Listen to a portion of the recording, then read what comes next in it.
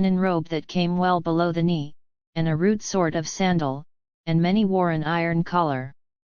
The small boys and girls were always naked, but nobody seemed to know it. All of these people stared at me, talked about me, ran into the huts and fetched out their families to gape at me, but nobody ever noticed that other fellow, except to make him humble salutation and get no response for their pains. In the town were some substantial windowless houses of stone scattered among a wilderness of thatched cabins. The streets were mere crooked alleys, and unpaved. Troops of dogs and nude children played in the sun and made life and noise. Hogs roamed and rooted contentedly about, and one of them lay in a reeking wallow in the middle of the main thoroughfare and suckled her family. Presently there was a distant blare of military music. It came nearer, still nearer, and soon a noble cavalcade wound into view, glorious with plumed helmets and flashing mail and flaunting banners and rich doublets and horse cloths and gilded spearheads, and through the muck and swine, and naked brats, and joyous dogs, and shabby huts, it took its gallant way, and in its wake we followed. Followed through one winding alley and then another and climbing, always climbing till at last we gained the breezy height where the huge castle stood. There was an exchange of bugle blasts, then a parley from the walls, where men at arms, in hauberk and morion, marched back and forth with halberd at shoulder under flapping banners with the rude figure of a dragon displayed upon them, and then the great gates were flung open, the drawbridge was lowered, and the head of the cavalcade swept forward under the frowning arches, and we, following, soon found ourselves in a great paved court, with towers and turrets stretching up into the blue air on all the four sides, and all about us the dismount was going on, and much greeting and ceremony, and running to and fro, and a gay display of moving and intermingling colours, and an altogether pleasant stir and noise and confusion. The moment I got a chance I slipped aside privately and touched an ancient common-looking man on the shoulder and said, in an insinuating, confidential way, "Friend, do me a kindness. Do you belong to the asylum, or are you just on a visit or something like that?" He looked me over stupidly, and said, "Marry, fair sir, me see meth." "That will do," I said, "I reckon you are a patient." I moved away, cogitating, and at the same time keeping an eye out for any chance passenger in his right mind that might come along and give me some light. I judged I had found one, presently, so I drew him aside and said in his ear, if I could see the head keeper a minute, only just a minute. "Prithee do not let me." "Let you what?" "Hinder me, then, if the word please thee better." Then he went on to say he was an undercook and could not stop to gossip, though he would like it another time, for it would comfort his very liver to know where I got my clothes. As he started away he pointed and said yonder was one who was idle enough for my purpose, and was seeking me besides, no doubt. This was an airy slim boy in shrimp-coloured tights that made him look like a forked carrot. The rest of his gear was blue silk and dainty laces and ruffles, and he had long yellow curls, and wore a plumed pink satin cap tilted complacently over his ear. By his look, he was good-natured, by his gait, he was satisfied with himself. He was pretty enough to frame. He arrived, looked me over with a smiling and impudent curiosity, said he had come for me, and informed me that he was a page.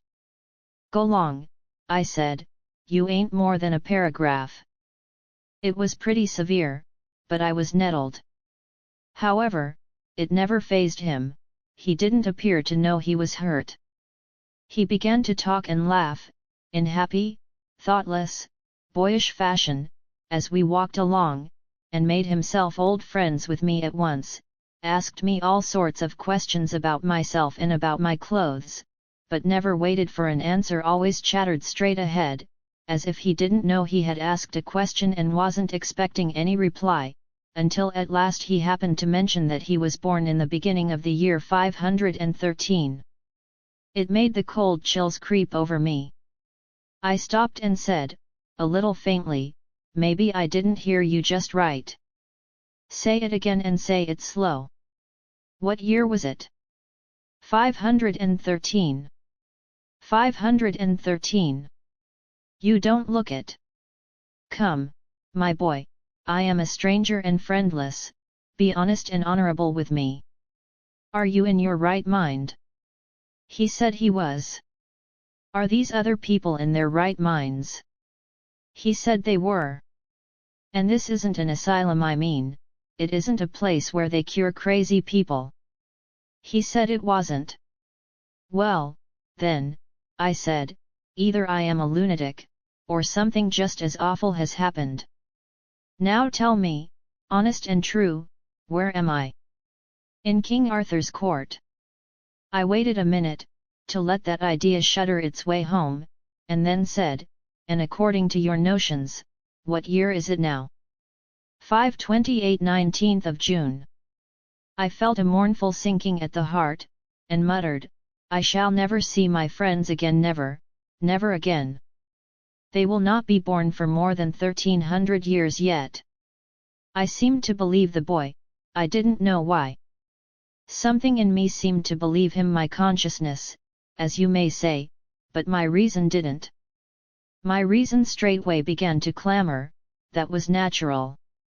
I didn't know how to go about satisfying it, because I knew that the testimony of men wouldn't serve. My reason would say they were lunatics, and throw out their evidence.